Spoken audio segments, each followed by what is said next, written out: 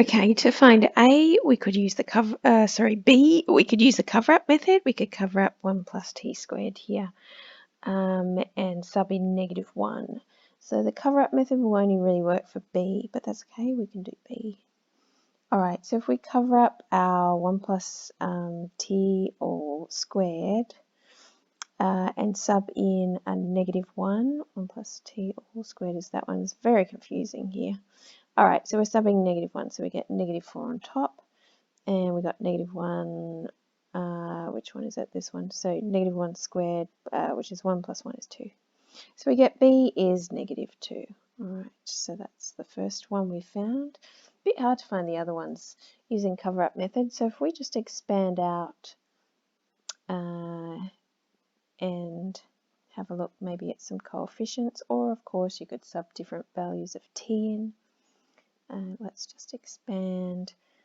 Try not to make any errors here. Very difficult because we've got 1 plus t all squared and 1 plus t squared.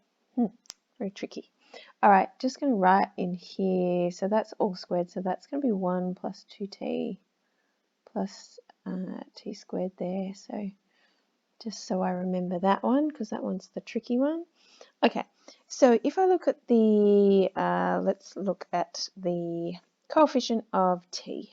Now let's look at the constant first. All right, looking at the constant term on the left, there is no constant term, so 0. Constant term here, you'll see you'll get that A, you'll get that B,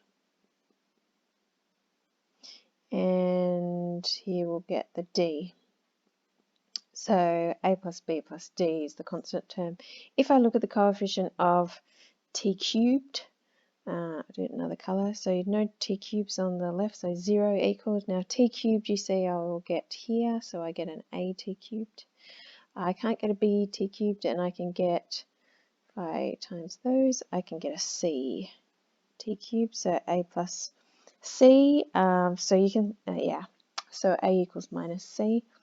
Let's do the coefficient of t as well. So when we do the coefficient of t, what do we get here? So 4 this time. Whoops. All right, so we're going to get coefficient of t. So this one we can do that, and we get a. We can't get any coefficients with b's, but c we can get that one, and d we can get coefficient of t. So we're getting 2 d's. Okay. Now, we know that a plus c is 0 from above, so really we just know 4 equals 2d, and we have d must be 2.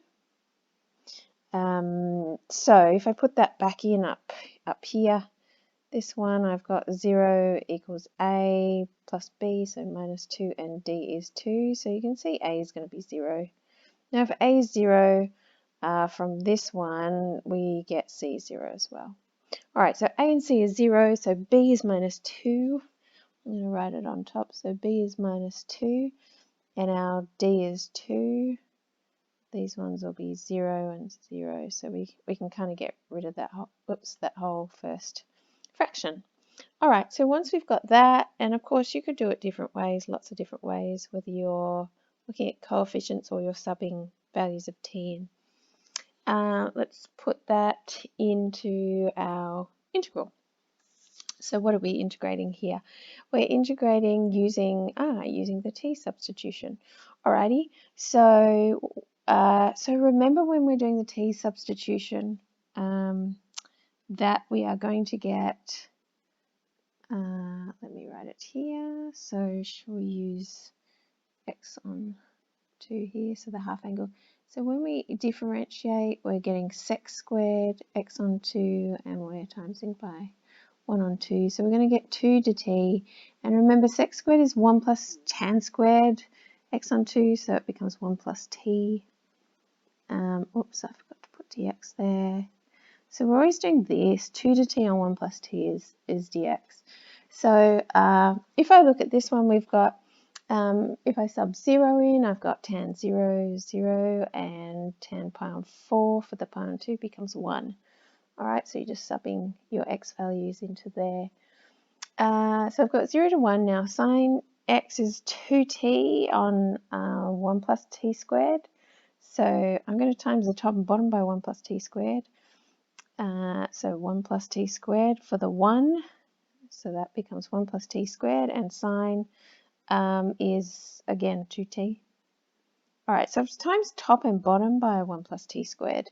And then we've got dx. So dx is 2 dt on 1 plus t squared. All right, so if we simplify that a little bit, we've got 0 to 1. You can see we've got 4t dt's. Oops, that looks a bit weird. And here we're going to have, that's 1 plus t all squared. And then the other one, we've got 1 plus t squared. So remember, if you get a little confused, what are we looking for? We're looking for something up here, something that looks a bit like that. So you can see we can pull that apart. We can have our, so this is 4t, so this is exactly that. So we're going to break it into our partial fractions. So I no longer have that first fraction, but I do have a minus 2, 0 to 1. So this is dt on, and this is 1 plus t all squared. Just going to rub that bit out. Oops. So we've got some room. All right, there we go. And then we're going to have this other fraction, which is positive 2 dt on, still 0 to 1, 1 plus t squared. So you can see here that we have got, so 1 plus t to the power of negative 2. Is that right? Yes. So I am going to get a 2. What am I doing? I'm integrating. All right, so yeah, so a bit helpful if I just write, I'm not differentiating, I am integrating. So if I add 1 to the power, I get negative 1 divided by negative 1. All right, so I'm going to divide by negative 1 out the front and add 1 to the power. So I'm just going to get 1 plus t like that. All right, and then the second one is obviously an inverse tan. Nice simple one there. Okay, so when I sub 1 in here, I'm going to get 1 on 1 plus 1. So a half. When I sub 0 in, I'm going to get 1. So half minus 1 is minus a half, times 2 is minus 1. Okay, and then I've got plus 2 lots of. Now, when I put this in, I'm going to get inverse tan of 1, which is pi on 4, minus inverse tan of 0, which is 0. So I just keep it like that. So you can see we are going to get pi on 2 minus 1 if I just swap them around. There we go.